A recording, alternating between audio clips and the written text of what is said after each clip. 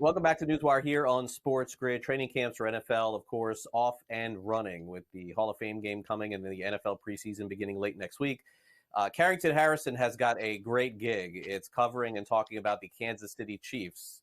And Carrington, I don't know how long you've been doing this for, but if you were doing this, 15, 20 years ago, it would have not been nearly as much fun as it has been over the past 10 years. But when you're covering and talking about a winner, like you have been with the Chiefs every single season, it's just a matter of asking, can they get back to where they were? And I guess that's probably a good place to start. So thanks for coming on the show.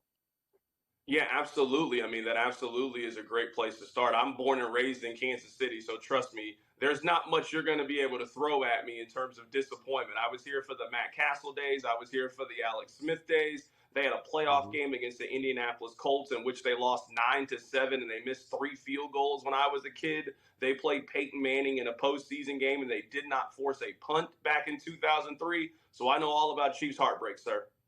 Yeah, no, it's definitely there, and even before that in the 80s too.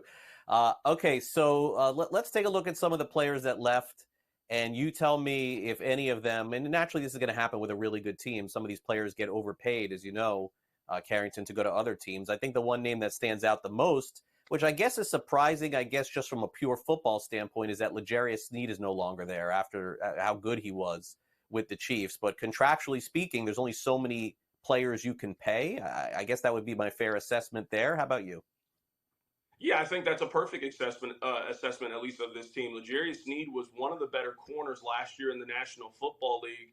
But I think you came to the point, especially with Trent McDuffie's emergence, turning into an all-pro caliber player, that you're going to have to make a decision on one of them. You're probably not going to be able to pay both of them market value. So how do you want to build your team? Corner is also a position that the Chiefs have developed really well. I mean, they did it with Charvarius Ward. They let him go. He went to San Francisco, became a Pro Bowl caliber player. L'Jarius Sneed was the replacement for Charvarius Ward. Sneed obviously turned into a very good player. So now we'll see guys like Jalen Watson, Joshua Williams. Those are going to be the two main culprits who are pegged with the responsibility of replacing L'Jarius Sneed. Let's also not forget that after Bill Belichick, the Chiefs might have the best defensive coordinator over the last 30 years in the NFL with Steve Spagnuolo. He won championships with the Giants, and now he has won 3 separate championships with Kansas City. So we're talking about a defensive mastermind that is going to scheme up this defense that returns, aside from L'Jarius Sneed, they return basically almost everybody else.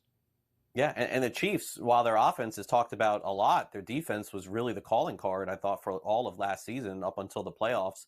And, I know they've tried to make some subtle changes to the offense, but it felt like this offseason, for the first time, they made some significant changes on offense, adding some potentially helpful players instead of just recycling old receivers by getting Marquise Brown from Arizona. So that was an addition. Naturally, some of these other players you see there, Irv Smith, Matt Araiza, who knows how they'll factor in.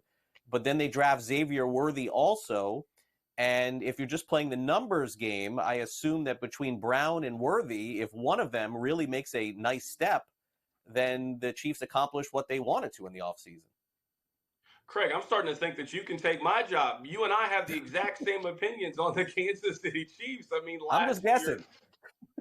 Last year they had a bottom 5 wide receiver group. I mean, we all saw it. We saw the opening week game against the Lions, the big drops from Kadarius Toney in the Broncos game. Sky Moore with a couple of big drops. MVS had a couple of big drops. To let you know where they are now, I think a lot of people would have said that MVS was in the conversation of either one. Not on the team, signed a 1-year deal somewhere else. Sky Moore is in danger of missing this team. Kadarius Toney, they're talking about switching him positions to running back. So that'll let you know where they were last year. I'm 100% with you. When you factor in Isaiah Pacheco in the run game, you got Travis Kelce, Rashee Rice, who I know had some off-the-field issues, but I don't think he's going to be suspended, at least not to start the season. And then the 2 additions that you named. I mean, you got 5 really solid offensive weapons. And last year, for an offense that really lacked punch, it didn't have a whole lot of sizzle last year. You certainly have that when you bring in the fastest player at the combine in Xavier Worthy and a guy in Hollywood Brown who has had a previous 1,000-yard season. Yeah, it just feels like they finally, outside of like Juju Smith-Schusters and like those kind of recycled receivers, they finally took a step forward in trying to fix this. And by the way, thanks for mentioning that with Rice, because that's what I was going to ask you. I don't know what the status is there. All right, so no team's ever won 3 Super Bowls in a row. This is what they're going to try to accomplish this season. And very specifically, you're now looking at Patrick Mahomes chasing down some of the legendary quarterbacks in the history of the NFL. Tom Brady with 7 titles, Montana with 4. I mean, 4 is really that huge number that Mahomes can make that big jump. I suppose, I guess, eventually you would assume that this would happen, but I'm from a day and age where you just didn't know if Manning was ever going to win a Super Bowl or Dan Marino was ever going to win a Super Bowl. And so you just never know when these things come and go. But I would assume at some point Mahomes is going to have his shot at 4. Yeah, I mean, you would have to think so right now. I mean, it's funny because on one side, I think history tells you to pick somebody else because no one has done this before. But then you really struggle. Like, who are you going to pick in the AFC? There's a lot of good, worthy contenders. I mean, Baltimore is a really good team. I really like Cincinnati if they can get back healthy. Everybody is on the Houston Texans bandwagon heading into this season. But it's funny to say for a team that won the Super Bowl the last 2 years, I actually think this could be the best version of the Chiefs over the last 3 seasons. You mentioned the defense earlier, Craig. They were second in scoring defense last year. So think about the Chiefs last year with their offense, with Patrick Mahomes, Travis Kelce, and Andy Reid. They were 17th in points scored last year. So they get back to a top 10 offense, and I think they're going to have a top 10 defense. This team has as good of a chance as any team in the National Football League to do this. And you haven't asked me this question, but it's related to it. I think it's going to be really difficult for Mahomes to have the argument, I'm the greatest quarterback of all time. You lost to Brady in the Super Bowl. You lost to Brady in the AFC Championship game, and that's probably going to be the tiebreaker. But, I mean, there's one thing that Tom Brady has never done. He never won 3 Super Bowls in a row. If you want to be able to make that claim of I'm the best quarterback of all time, you probably need 5 rings, and maybe you win 3 in a row. I mean, that would maybe give you a case.